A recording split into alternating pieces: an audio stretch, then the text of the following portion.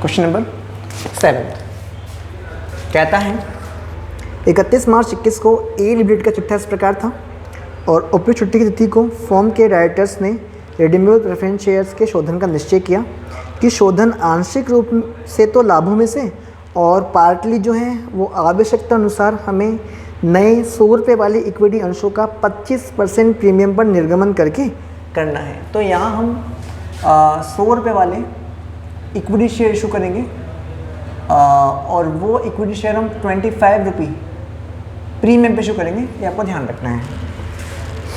इस कार्य के लिए फ्री रिजर्व का जितना पॉसिबल हम यूज़ कर सकते हैं उतना करना है और यदि लिक्विड हमारे पास लिक्विड मतलब कैश कम पड़ रहा है तो कंपनी के जो बैंकर्स है वो शॉर्ट टर्म लोन देने के लिए राज़ी हो गए हैं। ये निश्चय किया गया कि 50,000 रुपये नकद एवं बैंक शेष मतलब कैश एंड बैंक बैलेंस है वो वर्किंग कैपिटल रखना है। मतलब 50,000 तो एनी हो यहाँ होना ही चाहिए, इसको ध्यान रखना है आपको। और एक्सपोर्ट इंसेंटिव रिजर्व का जो आधा भाग है वो डिविडेंड बांटने के लिए मुक्त है। देखिए मैंने कहा भी था कि जब हम यहाँ वर्ड यूज़ करते हैं फ्री रिजर्व, तो फ्री रिजर्व का मतलब ऐसे रिजर्व जो फ्री हैं डिविडेंड डिस्ट्रीब्यूशन के लिए, तो वही वाली बात आ गई यहाँ पे। तो वैसे तो एक्सपोर्ट इंसेंटिव रिजर्व जो होता है वो फ्री नहीं होता है, फ्री रिजर्व नहीं होता, लेकिन जिस तरह यहाँ लिखा हुआ है कि उसका आधा पार्ट इज फ्री है तो वो आधा पार्ट फ्री है, ऐसा मान लीजिए आप, ठीक है ना। आप देखिए इसे एक्सपोर्ट इंसेंटिव 2 लाख रुपये का था तो इसका आधा पार्ट 1 लाख रुपये जो है वो हम यूज़ कर सकते हैं। लेकिन इसका मतलब ये नहीं कि आप यहाँ लिख दो एक्सपोर्ट इंसेंटिव रिजर्व, नाम तो जनरल रिजर्व या पीडीएल का ही आएगा। वैसे जनरल रिजर्व की बात करते हैं अपन, सर ऐसा क्यों बोल रही हूँ, हमें यहाँ पे एक्सपोर्ट इंसेंटिव रिजर्व का आधा भाग यूज़ करना है तो वो इसी नाम से नहीं हो पाएगा, उसको हमें पहले जनरल रिजर्व में ट्रांसफ़र करना होगा, उसके बाद ही हम उसे फ्री रिजर्व मतलब मान करके यूज़ कर पाएंगे। तो एक्सपोर्ट इंसेंटिव रिजर्व को ट्रांसफ़र करने की एंट्री होगी export incentive reserve account debit to general reserve. तो 1 लाख रुपए जो है वो आपके जनरल रिजर्व से निकल के कहाँ गए, सॉरी एक्सपोर्ट इंसेंटिव रिजर्व से कहाँ गए हैं, निकल करके जनरल रिजर्व से आ गए। इसी के साथ आप समझिए कि जनरल रिजर्व पहले आपका कितना था 4 लाख, अब 1 लाख आगे तो कितने का हो गया 5 लाख रुपये का जनरल रिजर्व हो चुका है आपके पास, ये ध्यान रखना।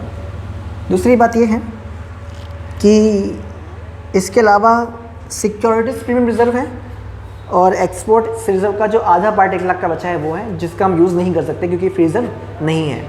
तो जैसे क्वेश्चन में कहा था कि सर आपको जो है मैक्सिमम यूज़ करना है फ्री रिजर्व्स का, तो हम कर रहे हैं और मैक्सिमम यूज़ करने के लिए सिर्फ जनरल रिजर्व है जो कि 4 से बढ़ के 5 हो चुका है, तो हम केवल 5 लाख रुपए की ही व्यवस्था फ्री रिजर्व से कर पा रहे हैं, राइट।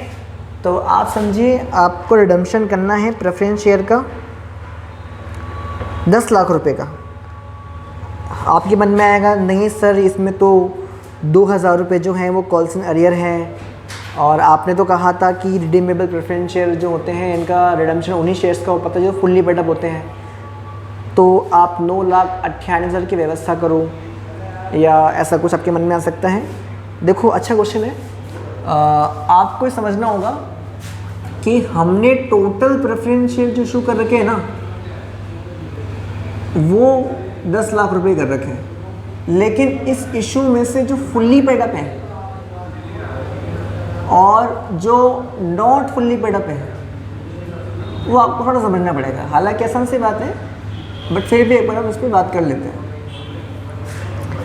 यहाँ लिखा है less calls in arrear on 100 share, तो आप समझो कि जो फुल्ली पेडअप शेयर नहीं ना वो 100 शेयर है। अब भले ही उन 100 शेयर पे एक जने का 20 रुपये के हिसाब से 2,000 पेडअप नहीं है, इसलिए यहाँ कॉल्स इन अरियर के अंदर अमाउंट तो 2,000 दिखाई दे रहा है, लेकिन आप समझो कि आपको उनके 2,000 जो नहीं चुका है वो नहीं रोकने, आपको उनका पूरा पैसा रोक लेना है। इन 100 शेयर ने पता नहीं एप्लीकेशन कितने की थी, अलॉटमेंट कितने की थी, फर्स्ट कॉल आप मान लीजिए कि 20 रुपये की होगी और शेयर 100 रुपये का है, तो आप ऐसा मान लो कि यहाँ 60 होंगे और यहाँ 20 होंगे। तो इन 100 शेयर होल्डर्स ने 100 रुपये तो चुका दिए, 60 रुपये तो चुका दिए एप्लीकेशन के, 20 भी चुका दिए, कितने चुका दिए, 80 चुका दिए, चुकाए कितने नहीं, 20 नहीं चुकाए। इस वजह से 100 शेयर के 20 के हिसाब से 2000 रुपये वहाँ अरियर दिखाई दे रहे हैं। लेकिन कंपनी क्या करेगी, कंपनी इसके पूरे पैसे रोक लेगी, मतलब 8 तो ये और 2 ये, टोटल 10,000 रोक लेगी। मतलब आप समझ लो कि ये 2 चुकाएगा तभी शेयर फुल्ली पेड अप होगा, आई मीन 20 चुकाएगा तभी शेयर फुल्ली पेड अप होगा, उसके बाद ही कंपनी इसके पूरे 10,000 रुपये देगी। क्योंकि आफ्टर ऑल एक शेयर जो है वो कितने रुपये का है, 100 रुपये का है, और शेयर कितने हैं, 100 है, तो थोड़ा ध्यान रखना ना। तो नॉट फुल्ली पेड अप जो कैपिटल है वो 10,000 रुपये की है, और 10 लाख में से अगर 10,000 रुपये capital not fully paid up है, इसका मतलब 9,90,000 रुपये की share capital fully paid up है, राइट। तो हम यहाँ पे क्या करेंगे, अरेंजमेंट तो जो करेंगे वो पूरे 10 लाख रुपये करेंगे, लेकिन पेमेंट जब करेंगे, यहाँ जब मैं एंड में पेमेंट की एंट्री करूँगा तो पेमेंट की एंट्री हम 9,90,000 जो शेयर होल्डर्स हैं उनके लिए ही करेंगे, बस ये आपको ध्यान रखना है। ठीक है सर, आई होप आपको मेरी बात समझ में आ गई होगी। तो मैं अब आगे बढ़ रहा हूँ। पहली एंट्री हमारी बातों बातें में हो चुकी है, एक्सपोर्ट इंसेंटिव रिजर्व के फ्री पार्ट को जनरल रिजर्व में ट्रांसफ़र करने की। हाँ, तो मैं बात कर रहा था कि हमें हमारे पास जो प्रेफरेंस शेयर है वो पूरे 10 लाख रुपए के, इसलिए हमें व्यवस्था अरेंजमेंट तो पूरे 10 लाख का ही करना पड़ेगा।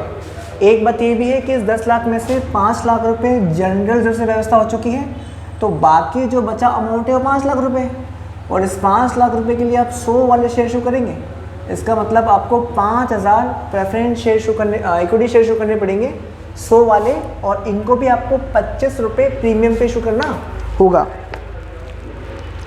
और देखिए रिडम्पशन जो है वो प्रीमियम पे नहीं है इस क्वेश्चन में, है ना, रिडम्पशन 8 पार पर ही है, कुछ नहीं कहा तो 8 पार पर ही है। चलिए, तो जितना पैसा आप फ्री रिजर्व से ट्रांसफ़र करते हैं उतना पैसा आप CRR में ट्रांसफ़र करेंगे, और उसकी एंट्री होगी general reserve account debit to CRR, और ये एंट्री होगी पूरे 5 लाख रुपए से।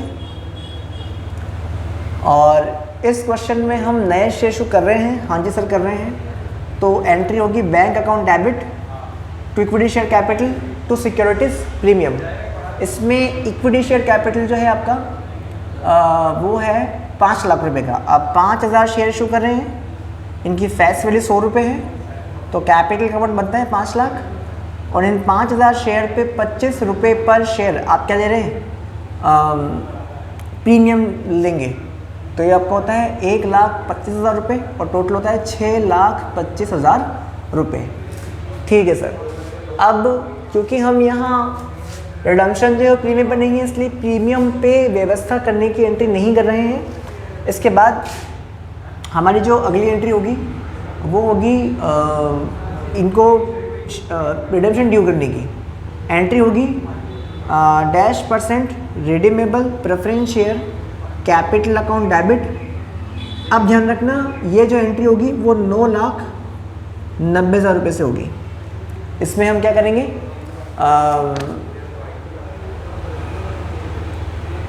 पूरे 10 लाख रुपए ड्यू नहीं करेंगे, है ना, जग पर ध्यान रखना है। उपयुक्त तिथि को कंपनी संचालकों ने शोधनीय अधिमान अंशों के शोधन का निश्चय किया कि शोधन आंशिक रूप से प्रॉफिट्स में से और आंशिक रूप से 100 रुपये वाले इक्विटी शेयर 25% प्रीमियम पर निर्गमन किया जाए। हाँ सही है, इस क्वेश्चन में लिखा हुआ नहीं है कि ये शेयर जो है वो प्रीमियम पे रिडम्पशन करेंगे, ऐसा कुछ लिखा हुआ नहीं है। ठीक है सर, हाँ जी सर। अब हम आगे बात कर लेते हैं। तो बस तो प्रेफरेंस शेयर होल्डर हो जाएगा यहाँ पे, तो यहाँ आपका आएगा 9,90,000 रुपये, और पेमेंट करने की एंट्री कर देंगे। तो preference share holder account debit to bank, और ये एंट्री आपकी होगी 9,90,000 रुपये से।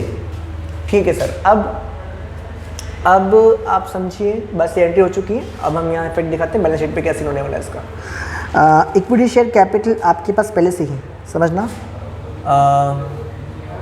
आपके पास पहले से ही 50,000 इक्विटी शेयर थे, और ये एक शेयर 100 रुपये का था। ऐसे करके हो तो 50 लाख रहे थे, लेकिन इसमें आपके कॉल्स इन अरियर भी हैं जो कि हैं 10,000 रुपये के। तो पहले वाली प्रेफरेंस शेयर कैपिटल आपकी थी 49,90,000 रुपीज़ की, और अभी आपने और शेयर इशू किए हैं जस्ट 5 लाख रुपए के। तो यहाँ आप समझिए कि 5000 इक्विटी शेयर 100 वाले 5 लाख आपके पास और आ जाएंगे। तो ये आपका टोटल हो जाएगा 54,90,000 रुपीज़। ठीक है जी। अब हम और आगे बात करते हैं रिडीमेबल प्रेफरेंस शेयर। आप देखिए थे 10 लाख के, लेकिन उसमें से 990 की कैपिटल डेबिट हो चुकी है, मतलब उनका रिडम्पशन हो चुका है। तो अब जो बचे हैं वो बचे हैं आपके पास 100, 8% रिडीमेबल प्रेफरेंस शेयर। और ये कितने रुपए के हैं? 100 रुपये का एक है। तो ऐसा करने से होते कितने के हैं? 10,000 रुपये के। लेकिन आपको अच्छे से पता है, कहानी हम समझ चुके हैं पहले ही, इन पे अरियर चल रहा है बाकी 2,000 रुपये, तो 8,000 रुपये ये दिखाई देंगे। इसके अलावा सिक्योरिटीज़ प्रीमियम रिज़र्व, इस अकाउंट में पहले से आपके पास 4 लाख रखे हुए थे, और हमने जब नए इक्विटी शेयर इशू किए तो वो हमने प्रीमियम पे इशू किए, और ऐसा करने से हमारे पास 1,25,000 रुपये और आ गए।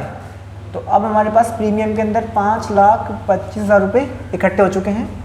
इसके बाद नेक्स्ट आइटम है जनरल रिज़र्व, एंड ये पूरी तरह से खाली हो गया है।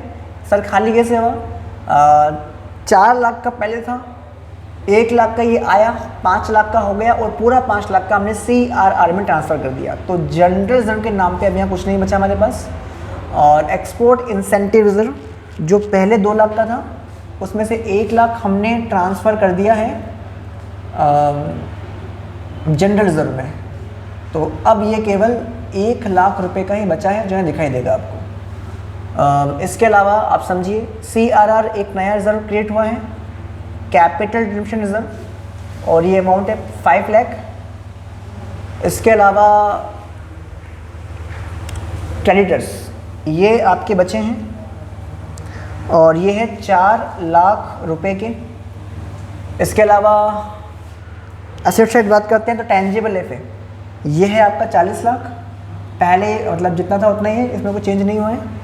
एंड आफ्टर डैट इसमें स्टॉक एंड डेटर है, और इसमें भी नो चेंज, तो अमाउंट शुड बी सेम। कितनी? 30,88,000। And cash and bank balance, देखिए इन्होंने कहा था कि वर्किंग कैपिटल के लिए कम से कम 50,000 होना आवश्यक है। अगर हमारे पास कैश कम बढ़ रहा है तो उतने रुपये की व्यवस्था हम जो है बैंक से लोन लेके कर सकते हैं शॉर्ट टर्म के लिए। बैंक में 3 लाख थे, 6,25 है, ये आपके हो गए 9,25,000 रुपये, और गए कितने? 9,90,000 रुपये। तो आपको समझ में आएगा कि 990 में से अगर 25 चले जाते हैं तो 65,000 रुपीज़ का आपको पैसा कम पड़ा होगा, और उस 65,000 के पैसे के लिए आपने बैंक से लोन लिया होगा, जिसकी एंट्री आपको करनी पड़ेगी बैंक अकाउंट डेबिट तो बैंक ओवरड्राफ्ट 65,000। इससे होगा ये कि बैंक में 65 और आ जाएगा, तो 65 आ जाने से 70, 80, 90, हाँ जी बिल्कुल, ये 9,90,000 हो चुका है। और एक गलती हम कर रहे हैं, एक्चुअली 50 बैंक में छोड़ना भी है, तो आपको 65 तो नीड है, 50 बैंक में भी रखने हैं, तो आपको यहाँ 6 और 5 11, 1,15,000 रुपये का ओवरड्राफ्ट लेना पड़ेगा सर। ठीक है जी, यहाँ आपको 1,65,000 नहीं, 1,15,000 का ओवरड्राफ्ट लेना पड़ेगा। इससे क्या होगा कि आपके पास 65 नहीं आएगा, आपके पास यहाँ पे 1,15,000 रुपये आएगा। सर ऐसा क्यों किया आपने समझाता हूँ। 6 लाख, 7 लाख, 7 लाख और 40,000, 7 40 और 3 10 40, 10 40 में से आपने 990 पेमेंट कर दिया है जी। तो ऐसा करने के बाद आपके पास 50,000 रुपये बचने भी तो चाहिए वर्किंग कैपिटल के लिए, तो इसलिए थोड़ा सा आपको ध्यान रखना पड़ेगा।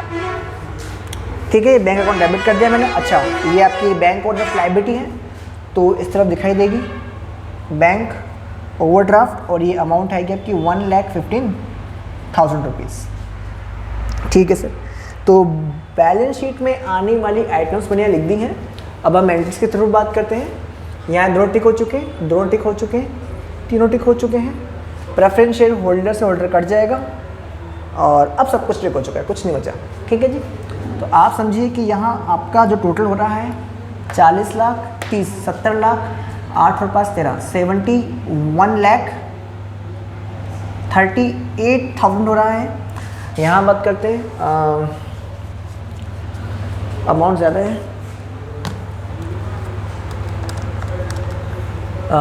5490 8,000 5 25 5 और 1 6 लाख 1,15,000 रुपये और 4 लाख रुपए। हाँ जी, तो यहाँ भी आपका टोटल जो होता है वो होता है 71,38,000 रुपीज़। और क्या ये बुक से मैच हो रहा है? तो हाँ जी, बिल्कुल नहीं, बुक से मैच हो रहा है। तो आई होप आपको समझ में आया होगा। तो ये जो हम आपके लिए प्रयास कर रहे हैं, आपको ये अच्छा लगता है तो आप प्लीज़ हमारे चैनल को सब्सक्राइब कीजिए, लाइक कीजिए, इस वीडियो को शेयर कीजिए। Thank you.